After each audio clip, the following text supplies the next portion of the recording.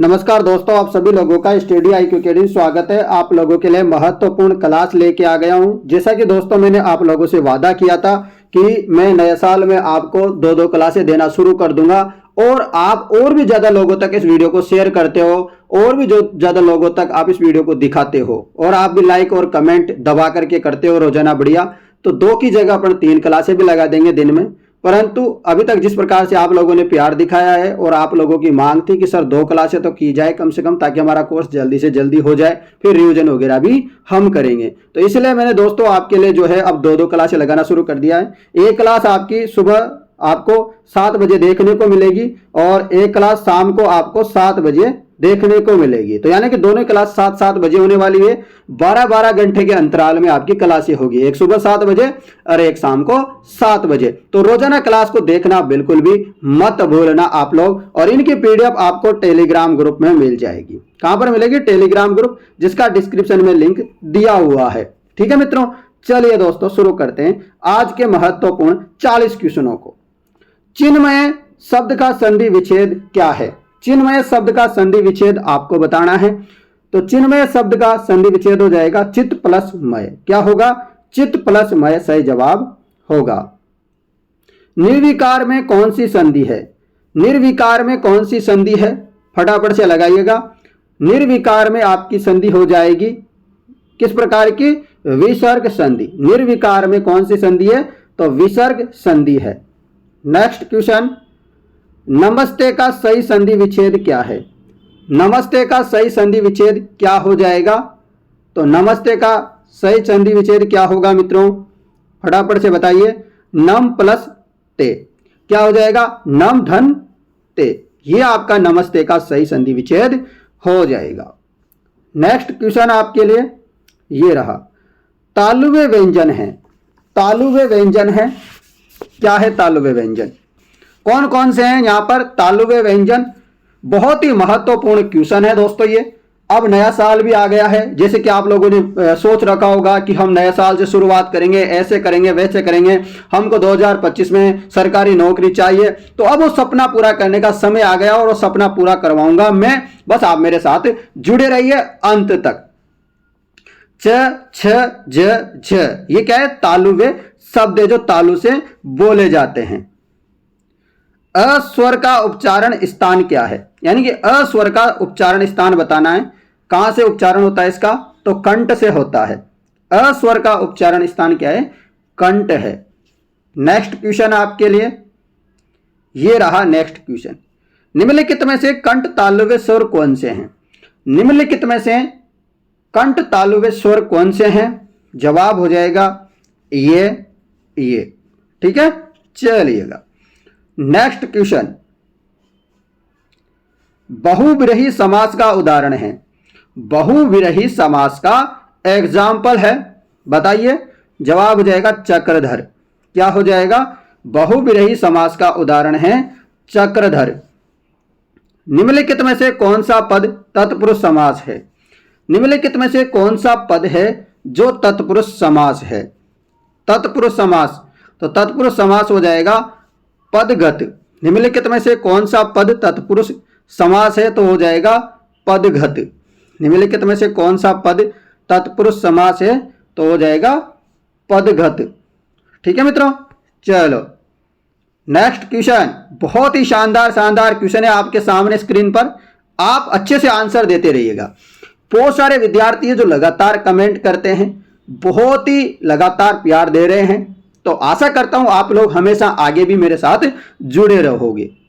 इनमें से किस वर्ग के सभी शब्दों में संधि और समास दोनों हैं? इनमें से किस वर्ग के सभी शब्दों में संधि और समास दोनों हैं? संधि और समास दोनों हैं, तो वो हो जाएगा आपके देशाटन और नरेश में। देशाटन और नरेश में दोनों हो जाएंगे संधि और समास। अगला प्रश्न, व्याकरण की दृष्टि से प्रेम शब्द क्या है? आपको बताना है कि व्याकरण की दृष्टि से प्रेम जो शब्द है वह किस प्रकार का है। चलो जवाब हो जाएगा भाववाचक संज्ञा। किस प्रकार की है?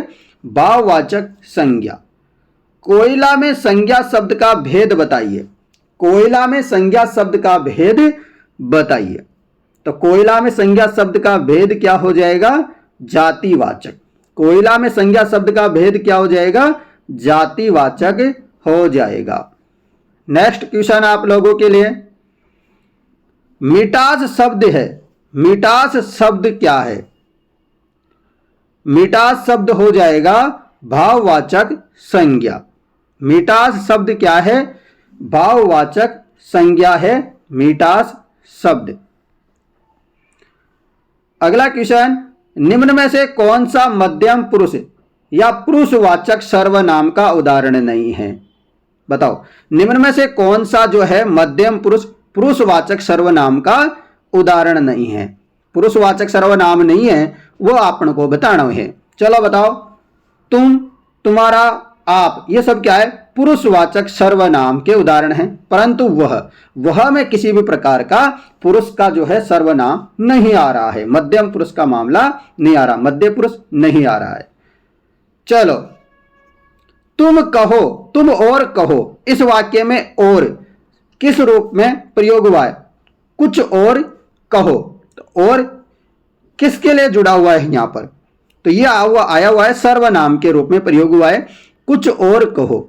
यानी कि ये किस रूप में और का प्रयोग हुआ है? सर्वनाम के रूप में प्रयोग हुआ है और का। सर्वनाम के कितने भेद है?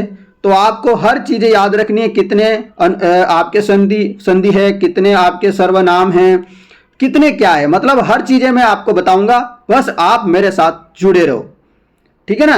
ये आपको मैं प्रैक्टिस टाइप करवा रहा हूं। वैसे तो 30 क्वेश्चन आने वाले हैं, पर मैं 30 की जगह भी आपको 40 क्वेश्चन करवा रहा हूं। क्यों? क्योंकि अपन को सिलेक्शन चाहिए, मेरिट में चाहिए। अपने को हर एक बच्चे जितने भी मेरे पास पढ़ रहे हैं उन सबका सिलेक्शन होना चाहिए। मेरा एक ही लक्ष्य है, मेरा कोई पैसा कमाना लक्ष्य नहीं है। इसलिए तो मैं आप लोगों को कोर्स बेच नहीं रहा हूं। क्या मैंने कभी देखा आप लोगों को कोर्स बेचा हो? नहीं, मैं कोई कोर्स वगैरह बेचता नहीं हूं। मैं आप लोगों को मुफ्त में शिक्षा देना चाहता हूं, और वो भी अच्छी से अच्छी। 6 प्रकार के सर्वनाम होते हैं। कितने प्रकार के? 6 प्रकार के होते हैं। अगला प्रश्न, इनमें से किस विकल्प के सभी शब्द संज्ञा से बने विशेषण हैं? बताओ, इनमें से किस विकल्प के सभी शब्द संज्ञा से बने विशेषण हैं? तो हो जाएगा पौराणिक, मानवीय, लखनवी। नेक्स्ट क्वेश्चन, कौन सा शब्द संज्ञा से बना हुआ विशेषण है? कौन सा शब्द संज्ञा से बना हुआ विशेषण है? क्या होगा इसका जवाब? सुखी। कौन सा शब्द जो है संज्ञा से बना हुआ विशेषण है? तो वो हो जाएगा सुखी। कौन सा? सुखी। नेक्स्ट क्वेश्चन, बुद्धि और संसार संज्ञा शब्दों में एक प्रत्यय जोड़ने से विशेषण शब्द बनेंगे। बुद्धि और संसार संज्ञा शब्दों में एक प्रत्यय जोड़ने से विशेषण शब्द बनेंगे। तो कौन सा विशेषण शब्द बनेंगे? तो वो बनेंगे बुद्धि और संसार संज्ञा शब्दों में एक प्रत्यय जोड़ने से बौद्धिक और सांसारिक क्या बनेंगे? शब्द बनेंगे। नेक्स्ट क्वेश्चन, किस वाक्य में क्रमवाच्य नहीं है? किस वाक्य में क्रमवाच्य नहीं है? तो किस में क्रमवाच्य नहीं है? तो बालक खिलखिलाकर हंस रहा था। किस वाक्य में क्रमवाच्य नहीं है मित्रों? तो बालक खिलखिलाकर हंस रहा था। इसमें क्या है? क्रमवाच्य नहीं है। उसने खाना नहीं खाया, इसमें भी क्रमवाच्य है। छात्र द्वारा पुस्तक पढ़ी गई, इसमें भी क्रमवाच्य है। दोषी व्यक्ति द्वारा समायाचना की गई, ये भी क्रमवाच्य है। नेक्स्ट क्वेश्चन आपके लिए, किस वाक्य में क्रिया संबंधी क्या है? अशुद्धि है। क्रिया संबंधी अशुद्धि है। सर्वत्र आधुनिकीकरण करना ठीक नहीं है। तो इसमें क्रिया संबंधी क्या है? क्या है? अशुद्धि है, गलती है। नेक्स्ट क्वेश्चन, निम्नलिखित में से कौन सा शब्द क्रिया विशेषण नहीं है? कौन सा शब्द है जो क्रिया विशेषण नहीं है? तो क्रिया विशेषण नहीं है तथा, क्रिया विशेषण नहीं है तथा। कायर शब्द का विलोम शब्द छांटिए। कायर का विलोम शब्द आपको बताना है। तो कायर मतलब जो डर गया हो, ऐसा होना चाहिए ना। और वीर क्या हो गया? बहुत खतरनाक वाला। तो क्या हो गया? वीर इसका सही जवाब होगा। कायर का विलोम शब्द होगा वीर, ठीक है, वीरता नहीं होगा। निम्नलिखित में से कौन सा विलोम युग्म सही है? कौन सा विलोम युग्म है? इनमें से जो सही है, अंतरंग का क्या होता है? बहिरंग, ये आपका सही होगा। अनिवार्य शब्द का सही विलोम शब्द आपको बताना है। अनिवार्य, तो अनिवार्य का विलोम शब्द क्या हो जाएगा? अनिवार्य का हो जाएगा ऐच्छिक। अनिवार्य का शब्द का सही विलोम शब्द हो जाएगा ऐच्छिक। नेक्स्ट क्वेश्चन, भामा, कामिनी, रमणी, ललना, ये सब किस शब्द के पर्यायवाची है? भामा, कामिनी, रमणी, ललना, ये शब्द किस शब्द के पर्यायवाची है? हो जाएंगे, ये आप सभी को याद रखना है, नारी के पर्यायवाची। निम्नलिखित में से कौन सा शब्द बादल का पर्यायवाची है? बादल का पर्यायवाची, बादल का पर्यायवाची हो जाएगा जलद। क्या हो जाएगा? जलद। निम्नलिखित में से सोना शब्द का पर्यायवाची नहीं है। सोना शब्द का पर्यायवाची नहीं है, बताओ। सोना शब्द का पर्यायवाची, तड़ित जो है सोना शब्द का पर्यायवाची नहीं है, जबकि हाटक है, हिरण्य है, हेम है, यह सब क्या है? सोना शब्द के पर्यायवाची है। अगला क्वेश्चन दे रखा है, निम्नलिखित में से किस क्रमांक में सभी शब्द क्या है?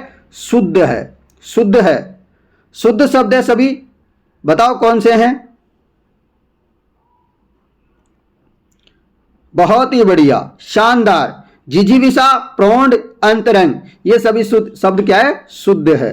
नेक्स्ट क्वेश्चन, निम्नलिखित में से कौन सा शब्द शुद्ध है? ये तो पढ़ते होंगे ना आप, तो शुद्ध कौन सा है? उज्ज्वल, ठीक है ना। वर्तनी की दृष्टि से शुद्ध शब्द है। वर्तनी की दृष्टि से सभी से शुद्ध शब्द हो जाएगा घनिष्ठ। कैसा लिखा हुआ है? घनिष्ठ, ये देखो घनिष्ठ। तो ये वर्तनी की दृष्टि से क्या है? शुद्ध है, घनिष्ठ। अगला प्रश्न, निम्नलिखित वाक्यों में से शुद्ध वाक्य हैं। निम्नलिखित वाक्य में से आपको बताना है शुद्ध वाक्य। श्री कृष्ण के अनेक नाम हैं, ये क्या है? शुद्ध वाक्य हैं। श्री कृष्ण के अनेक नाम हैं, ये शुद्ध वाक्य हैं। अगला प्रश्न, निम्नलिखित वाक्यों में से कौन सा वाक्य अशुद्ध है? अशुद्ध है ढूंढना है आपको। जवाब क्या होगा? मैं मुझे बता दूंगा, मैं तुझे बता दूंगा, सॉरी, मैं तुझे बता दूंगा, ये क्या है? गलत है। जबकि हमारे प्रांत के लोग मेहनती है, वह अपना चश्मा भूल गया, ये भी सही है। मोहन और उसका पुत्र व्यस्त है। ठीक है, चलो प्रश्न है अगला, निम्नलिखित में से क्रम को भंग संबंधी, निम्नलिखित में से क्रम भंग संबंधी अशुद्धि वाला वाक्य, क्रम भंग संबंधी वाला शुद्ध अशुद्धि वाक्य वाला आपको बताना है। चलो बताओ, जवाब हो जाएगा अधिकतर हिंदी के लेखक निर्धन हैं, ये गलत है। नेक्स्ट क्वेश्चन, अक्कल पर पत्थर पड़ना मुहावरे का अर्थ है। और इस पीडीएफ में एक अच्छी बात यह है कि इसके जो आंसर है वो नीचे ही आपको मिल जाएंगे। क्या होंगे? इनके आंसर आपको नीचे ही मिल जाएंगे। अक्कल पर पत्थर पड़ना मुहावरे का अर्थ है बुद्धि भ्रष्ट होना। क्या? बुद्धि भ्रष्ट होना। नेक्स्ट क्वेश्चन, स्थिति दयनीय होने पर भी घमंड न छोड़ना के लिए उपयुक्त लोकोक्ति। यानी कि किसी की स्थिति क्या हो गई? दयनीय हो गई, फिर भी उसका घमंड जैसा का जैसा है, मतलब त्यों का त्यों बना हुआ है घमंड, घमंड कम हो ही नहीं रहा है, तो इसको क्या बोलेंगे? लोकोक्ति। उपयुक्त लोकोक्ति बताओ। उसको बोलेंगे रस्सी जल गई पर ऐठन न गई। मतलब रस्सी जल भी गई, वो निर्धन हो गया, दयनीय स्थिति हो गई उसकी, बिल्कुल आज हालत खराब है, परंतु रस्सी जल गई पर ऐठन नहीं गई। तो ठीक है, ऐसा इसके बोला, इसका सही जवाब हो जाएगा। अगला है आपके लिए, घर में नहीं दाने अम्मा चली भुनाने। घर में नहीं दाने अम्मा चली भुनाने, लोकोक्ति का सही अर्थ क्या होगा? जवाब होगा ना होने पर भी ढोंग करना। मतलब कुछ नहीं है फिर भी ढोंग करना, बिना वजह दिखावा करना ना, मतलब ढोंग करना, दिखावा नहीं, ढोंग करना कि हमारे पास तो ऐसा है वैसा है ना। बिल्कुल, तो आपको ऐसा वैसा नहीं करना है, आपको अच्छे से पढ़ाई करनी है, अपने को खुद के ऊपर कॉन्फिडेंस होना चाहिए कि हाँ जी मैं ये कर सकता हूं। ऐसा नहीं कि मेरा पड़ोसी है वो उसको कुछ याद व्याद होता नहीं है, वो तो पढ़ता नहीं है, तो मैं भी क्यों पढ़ूं, उसके 10 नंबर आए हैं मेरे तो 11 आए हैं, मुझे क्या जरूरत है।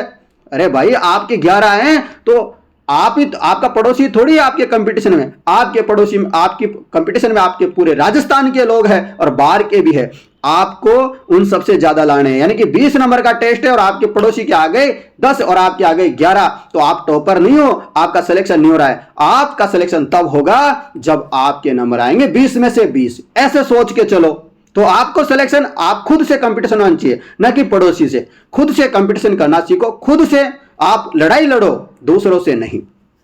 ठीक है, क्या गलती रह गई, कैसे नंबर कमा रहे हैं, क्या कमी है, क्या नहीं पढ़ाया मैंने, ये आपको खुद के ऊपर सोचना होगा।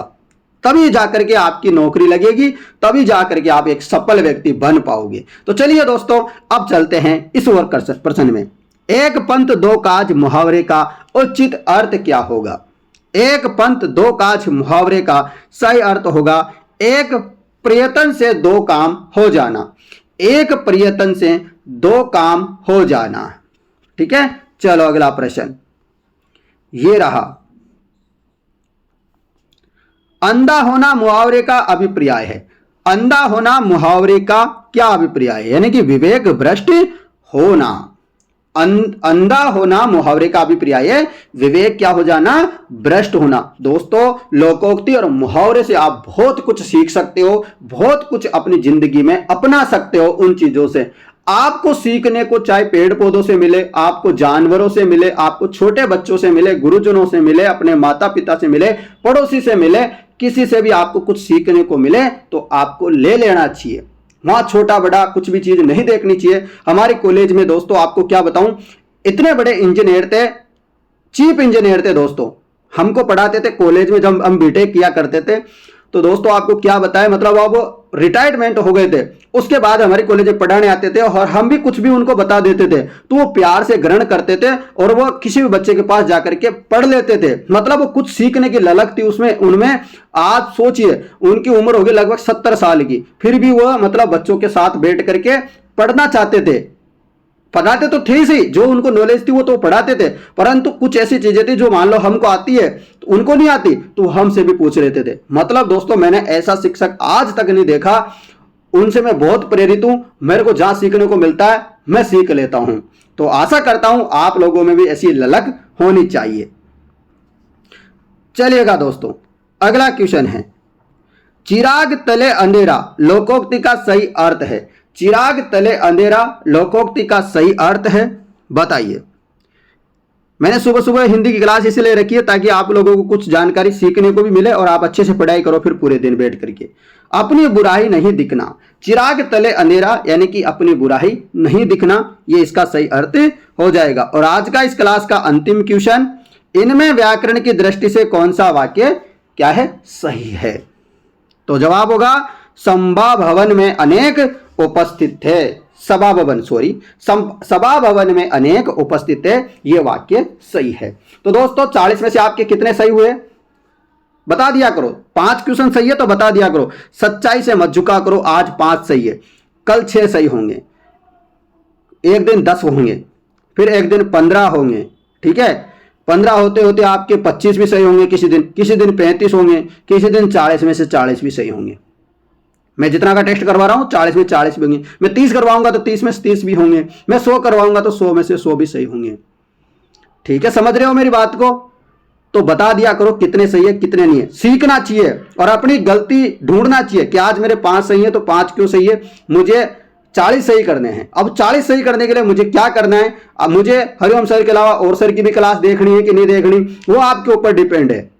आपको कुछ और बुक लानी भी चाहिए कि नहीं लानी चाहिए, ये आप लोगों को सोचना चाहिए कि मेरा इससे सिलेक्शन हो जाएगा। नहीं, आप लोगों को बहुत कुछ पढ़ना पड़ेगा, पर आप इतना ही पढ़िए, महाभारत मत पढ़िए, क्योंकि आपको पीएचडी नहीं करनी है, आपको नौकरी लेनी है।